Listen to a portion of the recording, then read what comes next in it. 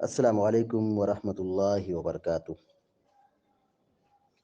الحمد للہ رب العالمین والعاقبۃ للمتقین والصلاة والسلام علی اشرف الانبیاء والمرسلین نبینا محمد وعلی آلہ وصحبہ اجمعین وبعد۔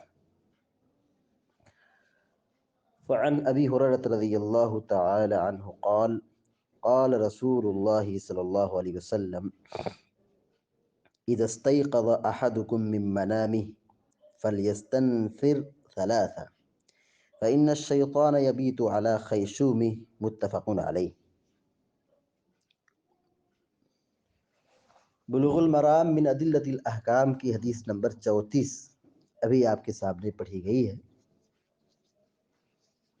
حدیث کے راوی مشہور صحابی حضرت ابو ہریرہ رضی اللہ تعالی عنہ ہیں۔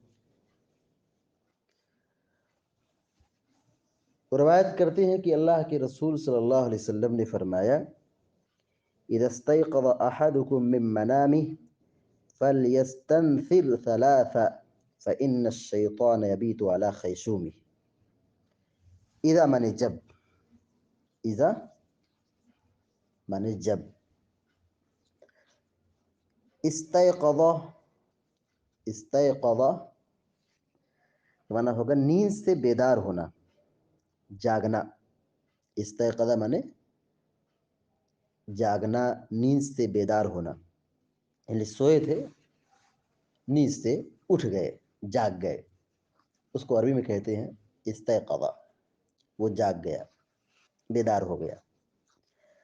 احدکم مانے تم میں سے کوئی، احدکم مانے تم میں سے کوئی، احد مانے ایک، من منامی، منام مانے نیند، من مانے سے، منام مانے نیند، من منامی اپنی نیند سے، فلیستنفر، فلیستنفر چاہیے کہ ناک جھاڑے، چاہیے کہ ناک جھاڑے، ناک صاف کرے۔ فلیستنصر یہ امر غائب ہے، استنثر یستنثر استنثار، باب استفعال سے، فلیستنثر یہ امر غائب ہے، معنی ہوگا چاہیے کہ جھاڑے، چاہیے کہ ناک صاف کرے۔ ثلاثاً، ثلاث مانے تین۔ فإن الشیطان یبیت علی خیشومہ، فإن مانے بے شک، فإن مانے بے شک، یقیناً، شیطان مانے شیطان جمع شیاطین، یبیتو رات گزارتا ہے، یبیتو کے معنی رات گزارتا ہے، بات یبیتو باب ضربہ سے معنی ہوتا ہے رات گزارنا۔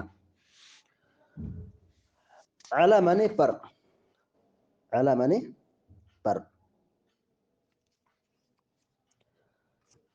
خیشوم، خیشوم ناک کا بانسا، ناک کے نتھنے کی ہڈی،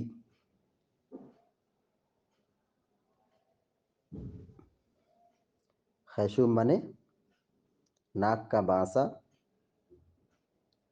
یا ناک کے نتھنے کی ہڈی۔ ترجمہ دیکھیے، عن ابی ہریرہ رضی اللہ تعالی عنہ قال، ابو ہریرہ رضی اللہ تعالی عنہ سے روایت ہے، قال رسول اللہ صلی اللہ علیہ وسلم کہ اللہ کے رسول صلی اللہ علیہ وسلم نے فرمایا، اذا استيقظ احدكم من منامه، اذا استيقظ جب بیدار ہو، اذا مانے جب، استيقظ مانے بیدار ہو، احدكم مانے تم میں سے کوئی، جب تم میں سے کوئی شخص بیدار ہو، من منامه اپنی نیند سے، یعنی سویا تھا، بیدار ہو گیا، نیند کھل گئی، جاگ گیا یا نیند پوری ہو گئی۔ اذا استيقظ احدكم من منامه جب تم میں سے کوئی نیند سے اٹھے، بیدار ہو، جیسے رات میں سویا، فجر میں یا فجر سے پہلے بیدار ہو گیا، پیارے نبی صلی اللہ علیہ وسلم کہتے ہیں فَلْيَسْتَنْثِرْ، چاہیے کہ وہ ناک جھاڑے، فَلْيَسْتَنْثِرْ، چاہیے کہ وہ ناک جھاڑے، ثلاثاً، 3 مرتبہ، یعنی جب نیند سے بیدار ہو تو اسے چاہیے کہ وہ اپنی ناک کو 3 مرتبہ جھاڑ لے، ناک کو 3 مرتبہ صاف کر لے۔ یہ حکم دیا گیا ہے کہ جب آدمی نیند سے بیدار ہو تو ناک کو جھاڑ لے۔ کیوں جھاڑ لے؟ اللہ کے نبی صلی اللہ علیہ وسلم اس کی حکمت بیان کر رہے ہیں۔ فَإِنَّ الشَّيْطَانَ، کیونکہ شیطان، یبیتو، رات گزارتا ہے، علی خیشومی، اس کی ناک پر، اس کے ناک کے نتھنے پر یا ناک کے بانسے پر۔ فَإِنَّ الشَّيْطَانَ يَبِيتُ عَلَى خَيْشُومِ، کیونکہ شیطان اس کے ناک کے نتھنے کی ہڈی پر رات گزارتا ہے۔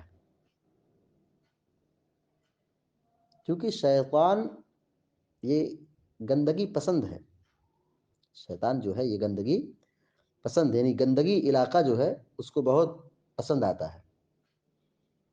تو شیطان انسان کی ناک کے اندر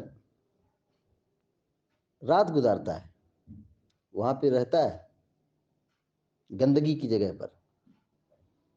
تو اب جب نیند سے آدمی بیدار ہو جائے تو اپنے ناک کو اچھی طریقے سے صاف کر لینا چاہیے۔ حدیث میں اس طرح نبی کریم صلی اللہ علیہ وسلم نے تعلیم دی ہے۔ اب اگر کوئی انسان یہ کہے کہ شیطان وہاں رات گزارتا ہے، دکھائی نہیں دیتا ہے، عقل میں بات نہیں آتی ہے، تو یہ سب دین اور ایمان کے خلاف ہے۔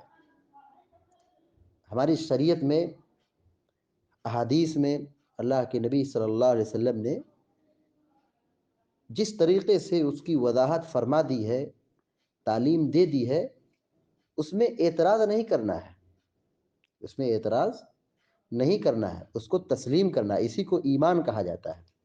نبی کی جب بات آ جائے تو اس میں شوشے نہیں نکالے جاتے، شبہہ نہیں پیدا کیا جاتا ہے۔ نبی صلی اللہ علیہ وسلم کی جب حدیث آتی ہے، صحیح حدیث آتی ہے، تو اس کو ایکسیپٹ کرنا چاہیے، قبول کرنا چاہیے۔ اب کیسے رات گزارتا ہے، کیسے وہاں رہتا ہے، اس کو رہنے کی کیا ضرورت ہے، اس طرح کی جو شکوک اور شبہات دلوں میں پیدا ہوتے ہیں، اس کو بیان کرنے کی ضرورت نہیں ہے، اور شکوک و شبہات پیدا بھی نہیں کرنا چاہیے۔ دیکھیے، ابوبکر صدیق رضی اللہ تعالیٰ عنہ کو صدیق کا مقام کیسے ملا؟ معراج کی رات میں جو ہوا سب جانتے ہیں۔ پیارے نبی صلی اللہ علیہ وسلم مکہ سے بیت المقدس شام کا سفر کیا رات میں، پھر وہاں سے 7ویں آسمان کے اوپر گئے، پھر مکہ آئے۔ ایک رات میں یہ سفر کا ہونا ناممکن ہے، مشکل ہے، لیکن یہ سفر رسول کے ساتھ ہوا ہے، تب اس کو تسلیم کیا جائے گا۔ عقل نہیں مانتی ہے، دماغ میں یہ بات آتی ہی نہیں کہ ایسا کیسے ہو سکتا ہے۔ 1400 سال پہلے سفر کی کیا کنڈیشن تھی، ایسا کیسے ممکن ایک ہی رات میں آدمی مکہ سے نکل کر کے بیت المقدس چلا جائے؟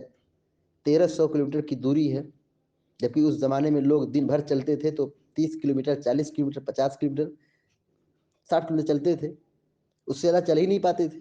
یہ کیسے ممکن ہے کہ مکہ سے آپ بیت المقدس چلے گئے؟ یہ عقل میں نہیں آتی ہے۔ اسی لیے ابوبکر صدیق کے پاس ابو جہل آیا اور کہا کہ بتائیے، ایک آدمی مکہ سے بیت المقدس چلا جائے، کیا یہ امپاسبل ہے، ممکن ہے؟ ابوبکر صدیق نے کہا کہ نہیں، یہ تو ممکن ہی نہیں ہے، ایسا کیسے ہو سکتا ہے؟ کہا جانتے ہو یہ دعویٰ کس کا ہے؟ یہ محمد کا دعویٰ ہے۔ ابوبکر صدیق رضی اللہ تعالیٰ عنہ نے کہا کہ اگر محمد کا دعویٰ ہے تو آمنا و صدقنا، ہم ایمان لائے، تصدیق کرتے ہیں، نبی سچے ہیں، ہمارا ہم اس کو نہیں مانتے، ہماری عقل نہیں مانتی ہے، لیکن رسول کا جب یہ ڈیسیزن ہے، رسول کا یہ فیصلہ ہے، یہ رسول کا فرمان ہے، تو پھر ہم اس کو مانیں گے، ہمارا ایمان مانتا ہے اس کو۔ تو بہرحال حدیث میں جو یہ کہا گیا ہے کہ جب آدمی رات گزارتا ہے، سو جاتا ہے، تو شیطان اس کے ناک کی ہڈی پر یا ناک کے اندر جو حصہ ہے وہاں پر رات گزارتا ہے۔ یہ بات عقل میں نہیں آتی ہے، لیکن چونکہ حدیث میں ہے، اللہ کے نبی نے بیان فرمایا ہے، تو اس کو تسلیم کرنا ہے، اس میں شکوک اور شبہات نہیں پیدا کرنا ہے، اس میں اعتراض نہیں کرنا ہے۔ اسی کو ایمان کہتے ہیں۔ اگر ہم اعتراض کرنے بیٹھ جائیں تو پھر اس کو ایمان نہیں کہتے ہیں۔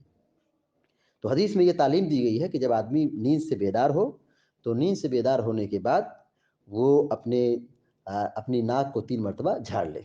مثال کے طور پر جیسے ہم وضو بناتے ہیں تو وضو میں یہ چیز ادا ہو جاتی ہے، وضو میں یہ چیز کیا ہوتی ہے؟ ادا ہو جاتی ہے، تو کوئی مسئلہ نہیں. یہ جو تعلیم دی گئی ہے، جیسے مثال کے طور پر اگر کوئی شخص بیمار ہے، وضو اس کے لیے کرنا بھاری ہے، تیمم سے وہ نماز پڑھے گا، تو اس کے لیے یہ ضروری ہے کہ وہ جب نیند سے بیدار ہو تو کم از کم اپنے ناک کو، اپنے ہاتھ کو صاف کر لے، ہاتھ کو دھل لے اور ناک کو جھاڑ لے. اذا استيقظ احدكم من منامه، کیونکہ اللہ کے رسول نے فرمایا ہے جب تم میں سے کوئی نیند سے بیدار ہو فلیستنثر ثلاثا، اپنے ناک کو 3 مرتبہ جھاڑ لے، 3 مرتبہ ناک کو صاف کر لے. فإن الشیطان یبیت علی خیشومی، کیونکہ شیطان اس جگہ پر رات گزارتا ہے. اس حدیث سے جو بات معلوم ہوئی، نمبر 1، نیند سے بیدار ہونے کے بعد 3 مرتبہ ناک جھاڑنا چاہیے، 3 مرتبہ ناک صاف کرنا چاہیے، جھاڑنا چاہیے، کیونکہ اس جگہ پر شیطان رات گزارتا ہے، کیونکہ اس جگہ پر شیطان رات گزارتا ہے. دوسری بات یہ معلوم ہوئی کہ شیطان گندگی پسند ہے. شیطان کی خصلت اور فطرت کیا ہے؟ گندگی پسند، گندگی جگہ چاہتا ہے. تیسری بات یہ معلوم ہوئی کہ شیطان کا وجود برحق ہے، یعنی شیطان ہے، یہ کوئی قصہ کہانی فلسفہ نہیں ہے کسی بھی شیطان تھا بس ایک کہانی ہے، اس کی کوئی حقیقت نہیں، ایسا نہیں ہے. شیطان کا وجود برحق ہے، شیطان ہے. چوتھی بات یہ معلوم ہوئی کہ رات میں سونا چاہیے. بھائی اس حدیث پر عمل کب ہوگا کہ ناک جھاڑ لیں؟ اس حدیث پر عمل کب ہوگا؟ جب ہم رات میں اچھی طریقے سے سوئیں گے. تو رات میں سونا چاہیے، اللہ تعالیٰ نے رات کو سونے کے لیے بنایا ہے، تو رات میں سونا چاہیے، اس حدیث میں تعلیم دی گئی ہے. پانچویں بات یہ معلوم ہوئی کہ اچھی طرح دین سکھانا چاہیے، اچھی طرح دین سکھانا چاہیے، چھوٹی بات ہو بڑی بات ہو، ہر بات، دین کی ہر بات کو اچھی طریقے سے سکھانا چاہیے. لوگوں کو فائدہ اور حکمت بھی بیان کرنا چاہیے، لوگوں کو فائدہ اور حکمت بھی بیان کرنا چاہیے. جیسے دیکھیے اللہ کے نبی نے یہ نہیں کہا کہ صرف اپنی ناک کو جھاڑ لو یہ صرف نہیں کہا کہ ناک کو صاف کر لو، بلکہ اس کے ساتھ اس کی حکمت بتلائی کہ کیوں ناک صاف کر لو؟ کیونکہ شیطان اس جگہ پر رہتا ہے، شیطان اس جگہ پر رات گزارتا ہے. جی، تو حکمت اور علت اچھی طرح بیان کرنا چاہیے، فائدہ بتانا چاہیے. چھٹی بات یہ معلوم ہوئی کہ وضو اگر بنانا ہو تو یہ عمل ادا ہو جائے گا. یعنی ناک جھاڑنے کا عمل وضو میں ہے، جسے ہاتھ دھلتے ہیں، کلی کرتے ہیں، پھر ناک میں پانی چڑھاتے ہیں. تو وضو میں جیسے ناک جھاڑ لیے تو یہ جو سنت ہے، یہ جو نبی کی تعلیم ہے، یہ ادا ہو گئی. جی، اللہ رب العالمین سے ہم دعا کرتے ہیں کہ اللہ تعالی ہم سب کو سنت کی روشنی میں عمل کرنے کی توفیق عطا فرمائے، اور ہر قسم کے شر اور فتنے سے ہم سب کی حفاظت فرمائے، آمین یا رب العالمین. وصلی اللہ علی نبینا محمد وعلی آلہ وصحبہ اجمعین. والسلام علیکم ورحمۃ اللہ وبرکاتہ.